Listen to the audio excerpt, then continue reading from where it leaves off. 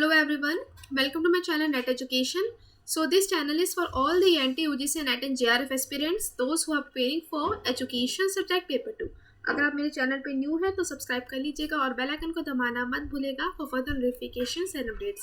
So friends, today's video going to be really important क्योंकि आज हम कुछ और कमीशंस और कमेटी को डिटेल में डिस्कस करेंगे जो कि स्पेसिफिकली टीचर एजुकेशन की टर्म से बात करती है. टीचर एजुकेशन के लिए क्या क्या करिकुलम फ्रेमवर्क था जो कि डिज़ाइन हुआ था कि टीचर को हमें कैसे उनके अंदर नॉलेज को इंकलकेट करना है, रिसर्च एंड इनोवेशंस उसके अंदर डालना है.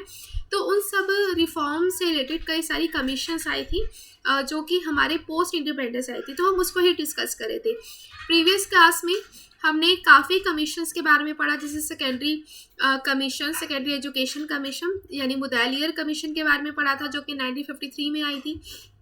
इसके साथ साथ हमने कोठारी कमीशन की भी डिस्कस किया था जो कि 1964 में आई थी और उन्होंने टीचर एजुकेशन से रिलेटेड कई सारे रिफॉर्म्स और कई सारे मैंडेट चीज़ें बोली थी, जैसे कि एमए डिग्री इन एजुकेशन को हमें यहाँ पे कंपलसरी करना है. इसके साथ साथ टीचर्स के जो एग्जिस्टिंग सिस्टम में जो कमियां हैं, लूप होल्स है, तो उसको हमें वहाँ पे फिल करना है और इसके साथ साथ हमें उनकी वीकनेस को केटर करते हुए एक न्यू तरीके से एक न्यू एजुकेशन, टीचर एजुकेशन को कंस्ट्रक्ट करना है. इसके साथ साथ यहाँ पे कई सारे और एक रिफॉर्म्स दिए थे, जैसे कि समर स्कूल, समर कैंप्स यहाँ पे इस्टेब्लिश करने हैं टीचर्स के लिए ताकि टीचर्स को अपग्रेड करें टाइम टू टाइम. तो ये हमने कोठारी कमीशन में पढ़ा था. इसके साथ साथ हमने एक और यहाँ पे यूनिवर्सिटी एजुकेशन कमीशन यानी कि जो राधा कृष्ण कमीशन के बारे में भी डिस्कस किया था जो कि आपकी पोस्ट इंडिपेंडेंस 1948 में आई थी और उन्होंने कुछ और रिफॉर्म्स दिए थे कि वो भी खुश नहीं थे कि जो एग्जिस्टिंग जो एजुकेशन है सिस्टम वो क्या है, वो कि कम्प्लीटली आपका सिर्फ और सिर्फ उसके पेपर के ऊपर बेस्ड है, लेकिन एग्जैक्टली जो कि यहाँ पे इम्प्लीमेंट होना चाहिए ग्राउंड पे तो उसमें काफ़ी गैप है. तो इन सब एजुकेशन कमीशंस को हमने डिटेल में डिस्कस कर लिया था प्रीवियस वीडियो में. अगर आपने वो नहीं देखा है तो I would request you to watch that also, क्योंकि उसी से ही आगे जाके हम ये सेशन है जो कंटिन्यू कर रहे हैं जिसमें हम नेशनल करिकुलम फ्रेमवर्क के साथ साथ इसमें NCT, national commission on teachers, और यहाँ पे एनसीएफटीई जो कि आपको करिकुलम प्रोवाइड किया गया था एनसीटी ने, national curriculum framework for teacher education, और इसके साथ साथ नेशनल नॉलेज कमीशन और यशपाल की जो रिपोर्ट थी उन्होंने क्या रिकमेंडेशन दिए थे फॉर टीचर एजुकेशन, तो हम उसको डिटेल में डिस्कस करते हैं. Okay friends, so let's get start with the video and also I would request you to join my telegram group also जहाँ पे हम रेगुलर बेसिस पे कई सारे प्रीवियस ईयर क्वेश्चंस को सॉल्व कर रहे हैं ताकि हमारी प्रैक्टिस बूस्टअप हो जाए और हम अपने गोल जेआरएफ को 100% अचीव कर पाए. चलो फ्रेंड्स, वीडियो को स्टार्ट करते हैं. So friends, national curriculum framework ये हमारा 2005 में आया था और ये जो हमारा एनसीईआरटी ने प्रिपेयर किया था. फ्रेंड्स, ये बहुत इंपॉर्टेंट है, कंफ्यूज नहीं होना है. आप कई सारे क्वेश्चंस करते हैं तो वहाँ पे आपसे पूछा जाता है कि नेशनल करिकुलम फ्रेमवर्क जो कि 2005 में आया था ये प्रिपेयर्ड किसने किया था, तो ये एनसीईआरटी ने प्रिपेयर किया था specifically for the teacher education और कुछ इन्होंने रिकमेंडेशन दिए थे. ठीक है फ्रेंड्स, जो कि हमारा 2005 में आया था. एनसीएफ 2005 क्या करता था, ये आपको प्रोवाइड करता था एक ब्रॉडर फ्रेमवर्क, एक ब्रॉड फ्रेमवर्क टीचर्स के लिए और स्कूल्स के लिए, और एक तरह का ये प्लान डिज़ाइन करता था कि हमें कैसे टीचर्स को एजुकेट करना है, क्या क्या उनके अंदर वैल्यूज़ को इंकलकेट करना है, कैसे उनको ट्रेनिंग देनी है ताकि वो यहाँ पे बच्चों की नीड्स को केटर कर सके इन दी क्लासरूम. ठीक है, ये जो नेशनल करिकुलम फ्रेमवर्क था आपका 2005 में आया था, ये one of the 4 national curriculum framework में से एक था, यानी कि इससे पहले भी 1975, 1988, 2000 में और 2005 में भी कई सारे करिकुलम फ्रेमवर्क एनसीईआरटी ने डिज़ाइन कर दिए थे. ये 4th था. ठीक है फ्रेंड्स, इससे रिलेटेड अब देखते हैं कॉन्ट्रीब्यूशन क्या था टीचर एजुकेशन का. तो फ्रेंड्स, यहाँ पे नेशनल करिकुलम फ्रेमवर्क का यहाँ पे ऑब्जेक्टिव्स थे कि यहाँ पे जो टीचर एजुकेशन के कॉन्टेक्स्ट को और यहाँ पे विजन को कंसर्न किया जाता था। इसके साथ साथ यहाँ पे करिकुलर एरियाज यहाँ पे डिज़ाइन किए थे टीचर एजुकेशन के लिए, और यहाँ पे इवेलुएट किया गया था एक डेवलपिंग टीचर को। यहाँ पे इन सर्विस और कॉन्टिन्यूस प्रोफेशनल डेवलपमेंट की बात की गई थी, ये इनका मेन ऑब्जेक्टिव था। और टीचर्स को कैसे प्रिपेयर करना है, टीचर्स कैसे यहाँ पे अपनी नॉलेज को बच्चों के अंदर इंकलकेट करें, तो इन सब का यहाँ पे ध्यान रखा गया था। ठीक है फ्रेंड्स, और इससे रिलेटेड यहाँ पे कुछ की पॉइंट्स और हैं।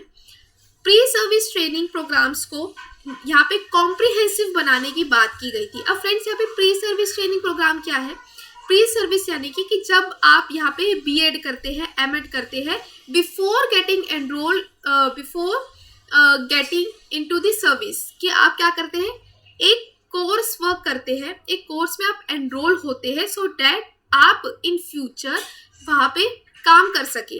तो ये प्री सर्विस में आते हैं कि प्री सर्विस की जब आप सर्विस में नहीं हैं, आप उसकी ट्रेनिंग ले रहे हैं। अब जैसे बीएड है, बीएड हम क्या करते हैं, बीएड में एनरोल होते हैं, वहाँ पे ट्रेनिंग होती है, 2 साल की बीएड होती है। कई बार तो इंटीग्रेटेड कोर्सेज भी आ चुके हैं जैसे बीएलएड, तो उसमें ये प्री सर्विस में आ गया, क्योंकि वो आपको उस प्रोफेशन के लिए तैयार कर रहे हैं। इन फ्यूचर अगर आपको टीचिंग के प्रोफेशन में जाना है तो प्री सर्विस में आपकी ट्रेनिंग होती है।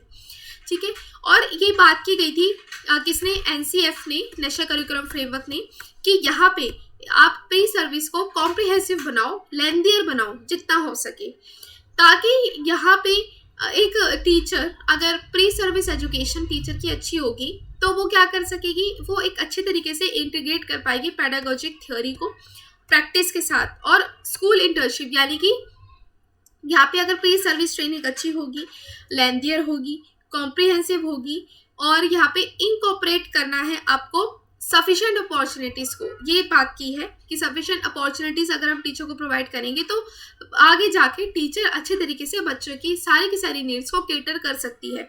इसके साथ साथ यहाँ पे स्कूल इंटर्नशिप्स कराने की बात की। अब ये आपका बीएड वाला ही कॉन्सेप्ट आ गया कि जिसके अंदर हम 6 मंथ्स की क्या लेते हैं, यहाँ पे ट्रेनिंग लेते हैं, यानी कि स्कूल इंटर्नशिप्स हमें करवाई जाती है, जो कि हमारे कोर्स वर्क में इनबिल्ड होता है। ठीक है, कि ताकि हम यहाँ पे बच्चों के कैसे केटर करना है वो इंटर्नशिप के थ्रू हमें एक्सपीरियंस दिया जाता है, उन्हें कैसे पेडागोजिक थ्योरी हमें पढ़ानी है।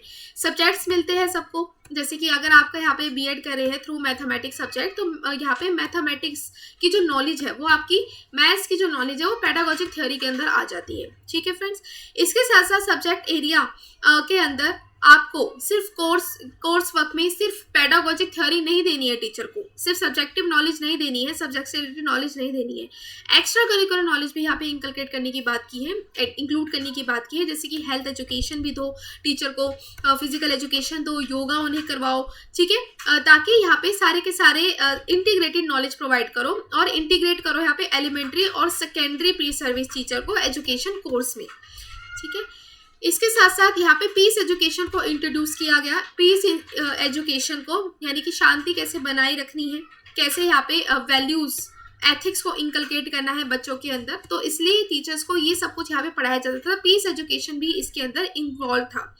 ठीक है, और यहाँ पे टीचर एजुकेशन को प्रिपेयर करना चाहिए फॉर द टीचर रोल्स। तो कैसे कैसे प्रिपेयर करोगे टीचर्स को, आप क्या करोगे, एनकरेज करोगे, एक सपोर्टिव और ह्यूमन फैसिलिटेटर के रूप में टीचर को निखारोगे, टीचिंग लर्निंग सिचुएशंस को आप अनेबल करोगे ताकि टीचर क्या कर सके, डिस्कवर कर सके अपने टैलेंट को। ठीक है, अनेबल करना लर्नर्स को ताकि वो डिस्कवर कर सके टैलेंट को, रियलाइज कर सके पोटेंशियल को। तो ये कुछ आपको इम्पॉर्टेंट बात बताई गई है कि टीचर्स का क्या रोल होगा। टीचर्स का ये रोल होगा कि इन फ्यूचर कि जब वो टीचिंग ट्रेनिंग को क्लियर करके आप वो सर्विस में जाएगी, तो यहाँ पे ये टीचर की रिस्पॉन्सिबिलिटी होगी कि वो बच्चों को एक एनकरेजिंग, एक सपोर्टिव एनवायरनमेंट दे, एक एज एन फैसिलिटेटर काम करे। फैसिलिटेटर क्या होता है, फैसिलिटेटर यानी कि टीचर एज एन गाइड की तरह काम करे, फुल ऑटोनॉमी दे बच्चों को कि वो अपने टैलेंट को डिस्कवर कर सके, अपने इनर पोटेंशियल को, अपने इनर इंटेलेक्चुअल पोटेंशियल को और फिजिकल पोटेंशियल को संभाल पाए, और फुलिस्ट मतलब एक सर्टन लेवल तक, एक हाईएस्ट लेवल तक उसे अचीव कर पाए पोटेंशियल को। इसके साथ साथ टीचर की रिस्पॉन्सिबिलिटी है कि वो बच्चों के अंदर सोशल और ह्यूमन वैल्यूज को इंकलकेट करे, एक रिस्पॉन्सिबल सिटीजन्स बनाए उन्हें। टीचर यहाँ पे फैसिलिटेटर की तरह एक्ट करेगी, उन्हें ट्रांसफॉर्म करेगी इनटू द नॉलेजेबल और विजडम और एज अ सपोर्टर की तरह काम करेगी, जो उसकी लर्निंग को एनहांस करेगा, ठीक है। और यहाँ पे मल्टीपल एक्सपोजर प्रोवाइड करेगी और एक कॉन्टिन्यूसली यहाँ पे अचीव करवाने में हेल्प करेगी, एजुकेशन गोल्स को अचीव कराने में हेल्प करेगी टीचर। तो ये सब कुछ एनसीटीई ने जो हमारा नेशनल करिकुलम फ्रेमवर्क है जो कि 2005 में आया था, उन्होंने कुछ यहाँ पे टीचर्स के रोल को डिफाइन करने के लिए कुछ एक्सप्लेनेशंस दी थी, कुछ रिकमेंडेशंस दिए थे कि ऐसी होनी चाहिए टीचर। और इन सब को कराने के लिए टीचर के पास भी उतनी ही नॉलेज होनी चाहिए कि वो सारे के सारे रोल्स को ईजिली निभा पाए इन फ्यूचर, ठीक है। तो ये हमारा नेशनल करिकुलम फ्रेमवर्क हो गया जो कि 2005 में आया था। और ये किसने इस्टेब्लिश किया था, किसने बनाया था, ये एनसीईआरटी ने बनाया था। और ये 4th हमारा नेशनल करिकुलम फ्रेमवर्क था, ठीक है। अब बात आती है हमारी नेशनल नॉलेज कमीशन जो कि 2007 में आई थी, एनकेसी जिसको कहते हैं, नेशनल नॉलेज कमीशन। ये किसने दी थी, ये हमें सैम पित्रोदा जी ने दी थी, ठीक है। सैम पित्रोदा जी ने दी थी। जो नेशनल नॉलेज कमीशन थी ये कंसिडरेबल प्रोग्रेस की बात करती थी स्कूल एजुकेशन में सिंस इंडिपेंडेंस, और ये रेफर करती थी ओवरऑल लिटरेसी को, ठीक है। ये क्या क्या बताती थी नेशनल नॉलेज कमीशन, ये ओवरऑल लिटरेसी की बात करती थी और यहाँ पे इंफ्रास्ट्रक्चर को कैसे बिल्ड किया जाए, एक यूनिवर्सल एक्सेस कैसे प्रोवाइड किया जाए, एक यूनिवर्सल एक्सेस के साथ साथ एनरोलमेंट कैसा हो स्कूल्स का, तो ये इन सब के बारे में बात करती थी। ये जो करंट चैलेंज है यानी कि जो 21st सेंचुरी के जो चैलेंजेस है उसको यहाँ पे एनकाउंटर करने की बात करती थी, उसके साथ डील करने की बात करती थी। और ये कहती थी कि जैसे हमारी जो करंट के जो चैलेंजेस है, जैसे कि 21st सेंचुरी है, इसमें जो चैलेंजेस है कि उन चैलेंजेस को केटर करते हुए हमारी नेशनल नॉलेज कमीशन आई थी और इन्होंने यहाँ पे क्वालिटी को कैसे इम्प्रूव किया जाए एजुकेशन की, इनका यहाँ पे मेन फोकस की बात की, ठीक है। मेन फोकस किसका था, एनकेसी का, कि क्वालिटी कैसी हो एजुकेशन की, ये कैसे उसे इम्प्रूव किया जाए, तो इसके बारे में बात करती थी।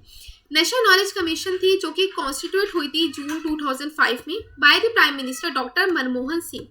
By the prime minister doctor Manmohan Singh ने ये नेशनल नॉलेज कमीशन कॉन्स्टिट्यूट की थी और under the chairmanship of mister Sam Pitroda इन्होंने एक प्रिपेयर किया था हमारा blueprint for reform of our knowledge related institutions infrastructure which would enable the India to meet the challenges of the future। ये friends ये बहुत इंपॉर्टेंट है, ये आपसे क्वेश्चन पूछा जाता है कि ये ब्लूप्रिंट किसने प्रोवाइड किया था जो कि केटर करता था 21st एजुकेशन के चैलेंजेस को।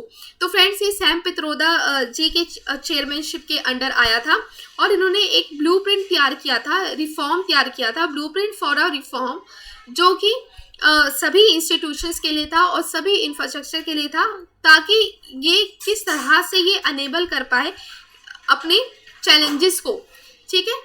इसके साथ साथ एनकेसी हमारी रिकमेंडेशन करती थी राइट टू एजुकेशन की, लाइब्रेरीज की, लैंग्वेज ट्रांसलेशन की और पोर्टल्स और नॉलेज नेटवर्क्स की, ठीक है। इसके साथ साथ जो हमारी नेशनल नॉलेज कमीशन है ये अनेबल करती थी वाइब्रेंट नॉलेज बेस्ड सोसाइटी और यहाँ पे रेडिकल इम्प्रूवमेंट हो एग्जिस्टिंग सिस्टम का नॉलेज में, क्रिएटिंग करना avenues for generating the new forms of knowledge, ये इंपॉर्टेंट है। नेशनल नॉलेज कमीशन बात करती थी कि कैसी नॉलेज होनी चाहिए, वाइब्रेंट नॉलेज बेस्ड सोसाइटी होनी चाहिए। इसके साथ साथ जो करंट हमारे चैलेंजेस है, जैसे कि यहाँ पे लाइब्रेरीज को यहाँ पे डिजिटलाइज करने की भी बात की थी कि एक नई सिरे से हमारी जो लाइब्रेरीज है उसको यहाँ पे कंस्ट्रक्ट करवाए कि ऑनलाइन लाइब्रेरीज हो यहाँ पे। अब जैसे कि यहाँ पे पूरा का पूरा डिजिटल इंडिया का इनिशिएटिव लिया था प्रधानमंत्री जी ने, तो उसी से ही रिलेटेड जो सैम पित्रोदा जी ने उस टाइम 2007 में ये बात की थी कि हमें अगर यहाँ पे अपने इंफ्रास्ट्रक्चर को बिल्डअप करने की ज़रूरत है। इंफ्रास्ट्रक्चर को कैसे बिल्डअप करेंगे, हर चीज़ को डिजिटलाइज करो, पोर्टल्स बनाओ, टीचर्स के लिए भी पोर्टल्स बनाओ, स्टूडेंट्स के लिए भी पोर्टल्स बनाओ और यहाँ पे नॉलेज नेटवर्क्स क्रिएट करो, ठीक है। यहाँ पे लाइब्रेरीज बनाओ, ऑनलाइन लाइब्रेरीज लेकर आओ, यहाँ पे रेडिकल इम्प्रूवमेंट लेकर आओ एग्जिस्टिंग सिस्टम में नॉलेज के, और यहाँ पे न्यू तरीके से एवेन्यूज को जनरेट करें, ठीक है। इसके साथ साथ ये बात करती थी आपकी स्ट्रेंथ करना एजुकेशन सिस्टम को और प्रमोट करना डोमेस्टिक रिसर्च और इनोवेशन को। ठीक है, डोमेस्टिक रिसर्च और इनोवेशन को यहाँ पे करना। ठीक है, रिसर्च और इनोवेशन की कभी भी बात है तो आप समझ जाना ये नेशनल नॉलेज कमीशन कह रही है, जो कि सैम पित्रोदा जी ने रिकमेंड किया था। ठीक है, अब यहाँ पे हमने लाइब्रेरीज, पोर्टल्स और यहाँ पे नॉलेज नेटवर्क्स बना दिए, इंफ्रास्ट्रक्चर के बारे में बात की। लेकिन इसके साथ साथ कह रहे हैं कि टीचर्स को यहाँ पे डोमेस्टिक रिसर्च और इनोवेशन भी लेकर आओ। ठीक है, फैसिलिटेट करो नॉलेज एप्लीकेशन को हर सेक्टर में, हेल्थ सेक्टर में, एग्रीकल्चर सेक्टर में, इंडस्ट्री सेक्टर में, और इसके साथ साथ यहाँ पे इंफॉर्मेशन एंड कम्युनिकेशन टेक्नोलॉजी को एनहांस करो और उसकी कनेक्टिविटी को इम्प्रूव करो। यानी कि आईसीटी की यहाँ पे बात की गई थी। ठीक है, आईसीटी की यहाँ पे बात की गई थी, यानी कि इंफॉर्मेशन कम्युनिकेशन ऑफ टेक्नोलॉजी की बात की थी, और यहाँ पे इम्प्रूव करनी है कनेक्टिविटी को। तो ये हमें नेशनल नॉलेज कमीशन ने कहा था। ठीक है फ्रेंड्स, इसके साथ साथ अब देखते हैं स्पेसिफिकली टीचर के लिए क्या कहा था। स्पेसिफिकली टीचर के लिए इन्होंने कहा था कि यहाँ पे इंफॉर्मेशन एंड कम्युनिकेशन टेक्नोलॉजी को मेड करना है, बनाना है, और उसे एक्सेसिबल करना है टीचर्स के लिए, स्टूडेंट्स के लिए और एडमिनिस्ट्रेशन के लिए। ठीक है, ये कंट्रीब्यूशन दिया था टीचर एजुकेशन के लिए। और यहाँ पे स्पेसिफिकली यहाँ पे बताया था कि यहाँ पे पर्टिकुलरली इम्पॉर्टेंट है to let down well defined flexible norms for a minimum qualification of teacher. यहाँ पे ना वेल डिफाइंड फ्लेक्सिबल नॉर्म्स होने चाहिए जो कि मिनिमम क्वालिफिकेशन ऑफ टीचर्स के लिए। ठीक है, ये आपको बताया था। इसके साथ साथ यहाँ पे जो इन सर्विस ट्रेनिंग है वो इम्पॉर्टेंट करवा दी गई, जो क्योंकि यहाँ पे 21st सेंचुरी के चैलेंजेस को केटर करना था। तो सबसे इम्पॉर्टेंट यहाँ पे था कि टीचर्स को उनको अपग्रेड करने की ज़रूरत है, तो इसलिए इन्होंने इन सर्विस ट्रेनिंग की बात की गई थी। ठीक है, इन सर्विस ट्रेनिंग को यहाँ पे इम्पोर्टेंस दे दी गई थी, और यहाँ पे टीचर का एक मेन रोल बताया था कि टीचर अगर यहाँ पे एजुकेट है, टीचर्स अपग्रेड है, तो वो सारे के सारे चैलेंजेस को केटर कर सकती है और उसको सही नई तरीके से एक न्यू स्ट्रक्चर ऑफ एजुकेशन को बिल्डअप कर सकती है, कंस्ट्रक्ट कर सकती है।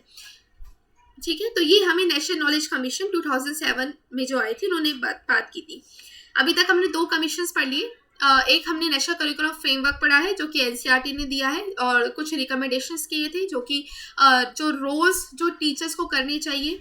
ठीक है, क्या क्या रोल होने चाहिए टीचर का, और इसके साथ साथ नेशनल नॉलेज कमीशन में कि इंफ्रास्ट्रक्चर को कैसे बिल्ड करना है, रिसर्च एंड इनोवेशंस यहाँ पे लेकर आने हैं, पोर्टल्स क्रिएट करने हैं for teachers and students also, ICT का यहाँ पे इम्प्रूवमेंट की बात की। तो ये सब कुछ हमने नेशनल नॉलेज कमीशन पढ़ा था, जो कि under the chairmanship of Sam Pitroda के आया था। ठीक है, ये 2 हो गई। अब हमारी बारी आती है यशपाल कमेटी रिपोर्ट की। ये इंपॉर्टेंट है यशपाल कमेटी रिपोर्ट की, और इससे रिलेटेड कई सारे आपको की पॉइंट है जो कि मैंने ऑलरेडी रेड उससे मार्क किए हुए हैं, तो आप यहाँ से रेफर कर सकते हैं। यशपाल कमेटी रिपोर्ट 2009 में आई थी, जो कि नेशनल एडवाइजरी कमेटी थी, जो कि स्पेसिफिकली सेटअप की गई थी बाय द गवर्नमेंट इन 1992 में। किसके अंडर द चेयरमैनशिप आई थी? प्रोफेसर यशपाल की चेयरमैनशिप के आई थी, इसलिए इन्होंने चेयरमैनशिप की थी, तो इन्हीं के नाम से यशपाल कमेटी रिपोर्ट जानी जाती है। ठीक है, जो कि फॉर्मर चेयरमैन भी थे उस वक्त यूजीसी के, जो कि सजेस्ट करते थे वेज और means to reduce the academic burden on school students. Specifically ये स्कूल स्टूडेंट्स के कैसे उनके बर्डन को रिमूव किया जाए, कम किया जाए, तो ये उसकी बात करती थी। और ये उस समय यूजीसी के चेयरमैन भी थे, फॉर्मर चेयरमैन थे यूजीसी के। ठीक है, और ये कब आई थी? 1992 में आई थी, मार्च 1992 में। इन्होंने एक स्टेटमेंट दी थी लर्निंग विदाउट बर्डन, ये बहुत इंपॉर्टेंट है। यशपाल कमेटी रिपोर्ट के अकॉर्डिंग लर्निंग विदाउट बर्डन की बात की गई थी। In the year 2009 ministry of human resource development यानी कि MHRD ने यहाँ पे सेट की थी कमेटी ऑन हायर एजुकेशन, जो कि यशपाल कमेटी के नाम से जानी गई। ठीक है, यशपाल कमेटी के नाम से जानी गई, और ये MHRD ने सेट की थी हायर एजुकेशन के लिए स्पेसिफिकली। इसके साथ साथ ये हमारी जो कमेटी थी वो चेयर की गई थी बाय साइंटिस्ट प्रोफेसर यशपाल ने, जो कि सब्सिक्वेंटली एक्सपेंड करते थे और ये एडवाइस करते थे रिनोवेशन की और रिजुमिनेशन की, हायर एजुकेशन की। एक तो रिनोवेट करना और उसी को ही सही नई तरीके से लेकर आना है, रिजुनोवेट करना। ठीक है, उसी के अंदर मॉडिफिकेशन करते हुए कैसे लेकर आए, कैसे एक इनोवेट तरीके से हम यहाँ पे एजुकेशन के सिस्टम को यहाँ पे बनाए। तो ये स्पेसिफिकली फॉर हायर एजुकेशन, तो ये यशपाल जी बात करते थे और रिकमेंडेशन देते थे। इसके साथ साथ यहाँ पे कुछ और इम्पोर्टेंट रिकमेंडेशन थी जो कि यशपाल कमेटी रिपोर्ट के अंदर है, ठीक है। यहाँ पे इन्होंने MHRD यानी कि फाइनल रिपोर्ट सबमिट हुई थी by the committee to the MHRD। तो इन्होंने यहाँ पे रिकमेंड किया था कि डीम यूनिवर्सिटी के स्टेटस को यहाँ पे अबेंडन करना चाहिए, ठीक है। डीम यूनिवर्सिटी का स्टेटस को यहाँ पे रोको, अबेंडन करो, ठीक है। डीम यूनिवर्सिटी क्या है फ्रेंड्स? ये ऐसी यूनिवर्सिटी होती है जो कि एक स्पेसिफिक कोर्स करवाती है, तो उनको फुल ऑटोनॉमी होती है कि वो उस कोर्स को यहाँ पे लेकर आए। अब जैसे कि आप यहाँ पे देख सकते हो कि महर्षि मार्कंडा यूनिवर्सिटी है, ठीक है, जो कि कुरुक्षेत्र साइड है। तो ये कुछ ऐसी यूनिवर्सिटी होती है जो स्पेसिफिक कोर्स करा रही होती है, जैसे कि मैनेजमेंट का कोर्स करवा रही होती है, यहाँ पे कॉमर्स से रिलेटेड कोई कोर्स करवा रही होती है, ठीक है। तो ये ऐसी यूनिवर्सिटी होती है, स्पेसिफिक कोर्स के ऊपर ध्यान होता है। तो इन्होंने उसके स्टेटस को अमेंडन करने की बात की थी, ठीक है। अब इसके अलावा ये रिकमेंड करती थी कि all the deserving deemed university है, या तो इसको आप फुली कन्वर्ट कर दो फुल फ्लेजेड यूनिवर्सिटी में, या फिर उसे पूरी तरह से हटा दो। मतलब आप डीम टू बी यूनिवर्सिटी लेकर ही क्यों आए हो, इसको आप या तो हटा दो या तो आप पूरी तरह से फुल फ्लेजेड यूनिवर्सिटी में आप कन्वर्ट कर दो। क्या फ़ायदा एक पर्टिकुलर कोर्स को लेकर यूनिवर्सिटी को स्टैब्लिश करना, ठीक है। तो ये इसकी बात करती थी। इसके अलावा GRE यानी कि graduate record examination like test, इन्होंने कहा था कि एक यहाँ पे रिपोर्ट ने कहा था कि GRE graduate record examination like test needs to be involve for the purpose of university education, कि GRE लेकर आना है, ग्रेजुएट रिकॉर्ड एग्जामिनेशन यहाँ पे लेकर आना है। इसके साथ साथ ये जो कमेटी हमारी रिकमेंड करती थी बॉडीज़ को, जैसे कि NCTE, AICTE, UGC को और अदर को, जो कि यहाँ पे रिप्लेस करने की बात की थी by the commission of higher education and research, ठीक है। इन्होंने कहा जो जितनी भी NCTE है यानी कि national council for teacher education है, all India council of teacher education है, all India council for technical education, T यानी कि टेक्निकल एजुकेशन है, और UGC है, यूनिवर्सिटी ग्रांट कमीशन है। तो इन सब को आप इसको रिप्लेस करो और इसको इस कमीशन के अंदर लेकर आओ, यानी कि हायर एजुकेशन एंड रिसर्च के अंदर लेकर आओ, ये कहा था। और इसके साथ साथ ये रिपोर्ट थी, ये कहती थी कि IITs और IIMs को एनकरेज करो और डाइवर्सिफाई करो और उनकी एक्सपेंड करो उन्हें, मतलब जितने भी IIT सेक्टर्स है, IIMs यानी कि मैनेजमेंट के लिए, इन्हें फुल फ्लेजेड यूनिवर्सिटी बनाओ। डीम टू बी यूनिवर्सिटी ना कहकर उसे स्क्रैप्ड कर आप उन्हें फुल फ्लेजेड यूनिवर्सिटी लेकर आओ। तो ये इंपॉर्टेंट बात की थी, ठीक है। ये तो हमने इन जनरल पढ़ लिया जो कि यशपाल कमेटी की रिपोर्ट के अंदर कुछ रिकमेंडेशन दिए थे हायर एजुकेशन से रिलेटेड। सो फ्रेंड्स, ये जो आपका पोर्शन है ना, ये पेपर 1 के साथ डील करता है, ठीक है। पेपर 1 भी के लिए उतना ही इंपॉर्टेंट है ये। उसके अंदर आपसे पूछ लिया जाता है यशपाल कमेटी ने कि डीम्ड यूनिवर्सिटी को स्क्रैप करने की बात की थी, फुल फ्लेजेड यूनिवर्सिटी बनाओ, तो ये सब कुछ आता है। पेपर 1 के लिए भी उतना ही बेनिफिशियल है ये आज की वीडियो। नेक्स्ट है, आप देखते हैं स्पेसिफिकली फॉर टीचर एजुकेशन के बारे में क्या बात की थी। तो कुछ कंट्रीब्यूशन दिए थे टीचर एजुकेशन से रिलेटेड, जो कि BEd प्रोग्राम को यहाँ पे ऑफर करना है, ठीक है। कमेटी ने सजेस्ट किया था BEd प्रोग्राम को ऑफर करना है, possibility of specialization in secondary और एलिमेंट्री और नर्सरी एजुकेशन को, और इनका ड्यूरेशन को या तो आप 1 साल करो, ईदर टू बी 1 ईयर, या फिर आप ग्रेजुएशन की बात कराओ और फॉर 4 ईयर्स करो आफ्टर हायर सेकेंडरी। मतलब BEd के कोर्स को कंपलसरी करवा दिया गया, और उन्होंने कहा था कि यहाँ पे हर लेवल पे हो, कि एलिमेंट्री यानी कि ETT, NTT, हर लेवल पे टीचर्स को एजुकेट करने की बात की थी, डिफरेंट प्रोग्राम्स लाने की बात की। इसके साथ साथ इन्होंने कहा कि जो हमारी एजुकेशन है, मतलब जो टीचर एजुकेशन है, या तो आप उसे 1 साल की करो, ठीक है। BEd का जो कोर्स है या तो उसे 1 साल करो, या फिर उसे आफ्टर ग्रेजुएशन करवाओ, या फिर एक 4 साल का 4 ईयर का इंटीग्रेटेड कोर्स निकाल कर आओ, जो कि 12th के बाद होता है। ये जनरली आप देखते हो, क्योंकि अगर आपने ग्रेजुएशन की होती है तो BEd के बाद या तो ये 1 साल का टेन्योर होता है या फिर इसका 2 साल का होता है। ग्रेजुएशन के बाद की ये बात है। लेकिन अगर आप यहाँ पे 12th करी हुई है, हायर सेकेंडरी हो, तो इसके बाद एक इंटीग्रेटेड कोर्स करना पड़ता है जिसको हम BLED कहते हैं। ठीक है, BLED कहते हैं, बैचलर्स फॉर एलिमेंट्री एजुकेशन जिसको हम कहते हैं। या फिर आप एनटीटी डिप्लोमा करवाओ टीचर्स को, जैसे कि डिप्लोमा में क्या क्या आ जाता है, एनटीटी आ जाता है, ETT आ जाता है, अर्ली जो एलिमेंट्री ट्रेनिंग जो टीचर्स को दी जाती है, नर्सरी टीचर ट्रेनिंग होती है, तो ये सब रिकमेंड की था। इसके साथ साथ टीचर क्वालिटी को यहाँ पे फंक्शन करना है सेवरल फैक्टर्स में, कि टीचर के स्टेटस को, रेम्यूनरेशन को, पेमेंट को यहाँ पे इंक्रीज करना है टीचर्स के। ठीक है, अगर टीचर्स की क्वालिटी के बारे में बात कर रहे हैं तो यहाँ पे टीचर्स को कितनी पेमेंट दी जा रही है उसके बारे में भी बताया था कि टीचर्स के स्टेटस को यहाँ पे इम्प्रूव करना है, उनकी पेमेंट को देना है उन्हें। यहाँ पे टीचर्स के लिए एथिक्स कोड ऑफ कंडक्ट होने चाहिए, टीचर्स के लिए एक अच्छी कंडीशंस ऑफ वर्क होना चाहिए। ठीक है, कंडीशंस ऑफ वर्क की बात की थी टीचर्स के लिए कि मतलब एक ड्यूरेशन तक के करा, अगर 9 to 5 उस टीचर्स की जॉब है तो कंडीशन ऑफ वर्क उनके लिए अच्छा होना चाहिए, ये बात की थी। और इसके साथ साथ टीचर्स के एकेडमिक और प्रोफेशनल एजुकेशन की बारे में कुछ रिकमेंडेशन दिए थे। ठीक है, इसके साथ साथ स्टेट गवर्नमेंट, यहाँ पे इन्होंने कहा था कि स्टेट गवर्नमेंट की रिस्पॉन्सिबिलिटी है कि वो टीचर्स को प्रिपेयर करें प्राइमरी लेवल पे और प्री प्राइमरी लेवल पे। ठीक है, और यहाँ पे एनहांस करे क्वालिटी ऑफ टीचर एजुकेशन की within the higher education. और इसके साथ साथ एकेडमिक स्टाफ कॉलेजेस आए थे इसी पीरियड के बीच में, जो कि सर्व करते थे और प्रोवाइड करते थे रिफ्रेशर कोर्सेज। फ्रेंड्स, ये एकेडमिक स्टाफ कॉलेजेस है ना, ये आपके कई सारे आप देख सकते हो कई सारे रीजन्स में खुले हुए हैं, और ये क्या करते हैं, ये टीचर्स को रिफ्रेशर कोर्सेज प्रोवाइड कराते हैं, टीचर को अपग्रेड करते हैं according to the current needs. ठीक है, according to the current needs और जो केटर दी 21st सेंचुरी चैलेंजेस। तो इसके लिए एकेडमिक स्टाफ कॉलेजेस खुलवाए गए जिसके अंदर टीचर्स को रिफ्रेशर कोर्स दिया जाता था, और यहाँ पे रिक्वायर्ड करते थे by faculty to acquire the eligibility for promotion, और प्रमोशन के लिए उनको यहाँ पे ट्रेनिंग दी जाती थी, अपग्रेडेशन किया जाता था उनका, ताकि वो एलिजिबल हो जाए प्रमोशन के लिए। तो ये आपको बताया गया था किसने, यशपाल कमेटी की रिपोर्ट ने। ठीक है फ्रेंड्स, ये हमारी थर्ड हो गई है। अब हमारा लास्ट आता है national curriculum framework for teacher education. ठीक है, national curriculum framework for teacher education, ये क्या है? सो फ्रेंड्स, ये हमारा ना NCTE ने दिया है, NCTE ने national curriculum framework for teacher education develop किया है। यहाँ पे एक नोट लिख देती हूँ मैं, आप इसे रेकमेंड कर सकते हो।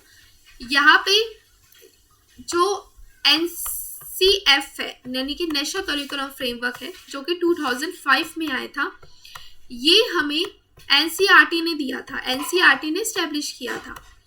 लेकिन जो हमारा यहाँ पे NCFT है, यानी कि national commission framework for the teachers, ये national curriculum framework for the teacher education, ये हमें जो कि 2009 में आया था, ये हमें किसने दिया था? ये दिया था NCTE ने, national council for teacher education, इन्होंने दिया था। ठीक है, अब इससे रिलेटेड देख लेते हैं। जो national curriculum framework for teacher education है, ये डेवलप किया था नेशनल करिकुलम, इन्होंने डेवलप किया था नेशनल करिकुलम फ्रेमवर्क NCTE ने 2009 में, on the basis of national curriculum framework 2005, उसका बेस था ये 2005 को बेस रखते हुए इन्होंने करिकुलम निकाला था टीचर एजुकेशन के लिए, जो 2009 में आया था। और इसमें यहाँ पे कई सारे एक्सपर्ट्स कमेटी थी जो कि NCFTE के अंदर आती थी। कई सारे एक्सपर्ट्स इसके अंदर आते थे, जैसे प्रोफेसर CL आनंद, प्रोफेसर राजा गणेशन, प्रोफेसर SVS चौधरी। तो ये सारे के सारे एक्सपर्ट्स थे जो कि इन्होंने मिलकर यहाँ पे फ्रेमवर्क तैयार किया था फॉर टीचर एजुकेशन। ठीक है, अब इसमें देख लेते हैं अब इसमें देख लेते हैं कि according to the national curriculum framework for teacher education कुछ रिकमेंडेशन दिए थे टीचर्स के लिए, क्या थे? यहाँ पे इन्होंने बताया कि टीचर्स को यहाँ पे प्रिपेयर करना है in relation to the needs and demand arising to the school context, कि स्कूल के कॉन्टेक्स्ट में जो डिमांड्स, कुछ नीड्स यहाँ पे अराइज हो रही है, तो टीचर्स को उन सब के लिए प्रिपेयर करना है। टीचर्स को यहाँ पे एनकरेज करना है, एंगेज करना है क्वेश्चंस ऑफ स्कूल नॉलेज। ठीक है, और यहाँ पे लर्नर और लर्निंग प्रोसेसेस में टीचर्स को यहाँ पे एंगेज करना है। इसके साथ साथ एक्सपेक्टेशंस है स्कूल सिस्टम की फ्रॉम अ टीचर कि यहाँ पे टाइम टू टाइम पे रिस्पॉन्ड करना है टीचर को सोशल, इकोनॉमिक और पॉलिटिकल चेंजेस में। और इसके साथ साथ NCFTE फ्रेमवर्क था जो कि एंडेवर करता था क्वालिटेटिव और क्वांटिटेटिव इंप्रूवमेंट, दोनों की बात करता था। क्वालिटी की भी बात करता था और क्वांटिटी की भी बात करता था, और इम्प्रूवमेंट को ये इंपॉर्टेंस देता था जो कि हम अचीव कर सकें in educating the teachers at school, graduate, post graduate, doctor और पोस्ट डॉक्टर लेवल। हर लेवल के पे बात करता था, चाहे टीचर अगर प्री प्राइमरी लेवल के बच्चों को पढ़ा रही है, या फिर स्कूल एजुकेशन प्रोवाइड कर रही है, या फिर ग्रेजुएशन लेवल पे टीचर्स पढ़ा रही है, तो पोस्ट डॉक्टर लेवल्स पे, तो इन सब के बारे में यहाँ पे इम्पोर्टेंस दी गई थी। इसके साथ साथ यहाँ पे NCFT है, ये इंस्पायर विजन करती थी टीचर एजुकेशन का, और बोथ ही सेक्टर्स को कवर करती थी, इन सर्विस भी और प्री सर्विस भी, ठीक है। और ये प्रिपेयर करवाती थी टीचर एजुकेटर्स को एक अच्छी एजुकेशन हमें टीचर एजुकेटर को प्रोवाइड करनी है। इसके साथ साथ इनोवेटिव और ह्यूमन और अफेक्शनेट टीचर्स यहाँ पे डेवलप करनी है, ठीक है, कि टीचर एक ऐसी हो जो कि इनोवेट हो, ह्यूमन हो, अच्छा यहाँ पे रिलेशनशिप मेंटेन कर पाए बच्चों के साथ, और एक अफेक्शनेट टीचर हो, ठीक है। तो ये आपको बताया था। कुछ कंसर्न्स थे जो कि स्पेसिफिकली टीचर एजुकेशन के आए थे। इसमें यहाँ पे टीचर को पूरी तरीके से प्रोफेशनलाइज करना है, टीचर एजुकेशन को प्रिपेयर करना है, टीचर एजुकेटर को रिसर्च एंड इनोवेशन यहाँ पे टीचर्स के अंदर इंकलकेट करनी है। ODL यानी कि open and distance learning in teacher education को यहाँ पे इंपॉर्टेंस दी गई। अगर टीचर रेगुलर मोड पे एजुकेशन नहीं ले पा रही है, ट्रेनिंग नहीं ले पा रही है, तो उनके लिए अलग ही यहाँ पे प्रोविजन हो, यानी कि ओपन एंड डिस्टेंस लर्निंग का। इसके साथ साथ एजुकेशन करवाओ टीचर्स को हेल्थ और फिजिकल एजुकेशन के सेक्टर में, कि हेल्थ के साथ साथ फिजिकल एजुकेशन भी टीचर्स को आने चाहिए, और वोकेशनल स्ट्रीम को भी इम्पोर्टेंस दो, ठीक है। और इसके साथ साथ टीचर एजुकेशन का जो करिकुलम था, ये हमारा 3 पैराडिम्स के ऊपर बेस्ड था। 3 तरह के पैराडिम्स थे, ये उसके ऊपर बेस्ड था। पहला था कि टीचर को एक तो आप फाउंडेशन ऑफ एजुकेशन, यानी कि टीचर के फाउंडेशंस को यहाँ पे इन्वॉल्व करो। इसके अंदर चाइल्ड स्टडीज़, कंटेम्प्रेरी स्टडीज़ और एजुकेशन थी, ठीक है। और यहाँ पे करिकुलम और पेडागोजिकल थ्योरी, यानी कि टीचर्स को पेडागोजिकल नॉलेज दो, ठीक है। और इसके साथ साथ स्कूल इंटर्नशिप्स करवाओ टीचर्स की, यानी कि प्रैक्टिकलिटी भी लेकर आओ, टीचर्स को प्रैक्टिकल नॉलेज भी प्रोवाइड करो। स्कूल इंटर्नशिप्स यहाँ पे टीचर्स को करवाओ, ठीक है। और ये आपका यहाँ पे 3 तरीके के जो फ्रेमवर्क है, ये आपको 3 तरीके का फ्रेमवर्क था, 3 तरीके के फ्रेमवर्क में डिवाइडेड था। आपका एरिया ए, एरिया बी और एरिया सी। जो एरिया ए था यहाँ पे वो क्या था, एरियाज था जो एक्सट्रैक्ट करता था, और यहाँ पे सिग्निफिकेंट पॉइंट था यहाँ पे NCT का सिंगल पैराडाइम था, जो कि आपका किसके ऊपर बेस्ड था, टीचर एजुकेशन के ऊपर बेस्ड था, ठीक है। एरिया ए जिसको हम कह रहे हैं, एरिया ए आपका फाउंडेशन था, एजुकेशन का फाउंडेशन था आपका एरिया ए। एरिया बी आपका पेडागोजिकल थ्योरी था, यानी कि टीचर्स के सब्जेक्ट की नॉलेज को यहाँ पे इम्प्रूव करना है। इसके साथ साथ जो एरिया सी था, एरिया सी आपकी प्रैक्टिस टीचिंग और इनोवेटिव प्रोग्राम्स को डील करता था, जो कि स्पेसिफिकली बात करता था कि टीचर को यहाँ पे प्रैक्टिकलिटी दो, इंटर्नशिप्स करवाओ उनकी, ठीक है, और उनके अंदर इनोवेटिव प्रोग्राम्स उन्हें करवाओ ताकि टीचर्स एनरिच हो सके, उनकी नॉलेज एनहांस हो सके। तो ये सब कुछ आपको बताया गया था किसके अंदर, NCFTE में, NCFTE में, national curriculum framework for teacher education, जो कि स्टैब्लिश किया था, आया था कब 2009 में, और किसने दिया था ये, NCTE ने, ठीक है। ये इंपॉर्टेंट है। तो आई होप फ्रेंड्स ये आपको सारे के सारे कॉन्सेप्ट समझ आए होंगे। ये बहुत इंपॉर्टेंट था, सारे के सारे रिकमेंडेशन जो कि दी हुई थी। आप इस वीडियो को रेफर करके अपने नोट्स को प्रिपेयर कर सकते हो, और अपने फ्रेंड्स के साथ जरूर शेयर करना। और ये बहुत इंपॉर्टेंट कॉन्सेप्ट है, इससे रिलेटेड हम कई सारे क्वेश्चंस हैं जो कि आज इवनिंग में करेंगे, और अगर इससे रिलेटेड कोई भी डाउट है तो आप कमेंट सेक्शन में पूछ सकते हो। ओके फ्रेंड्स, तब तक के लिए stay blessed and enjoy learning. Thank you.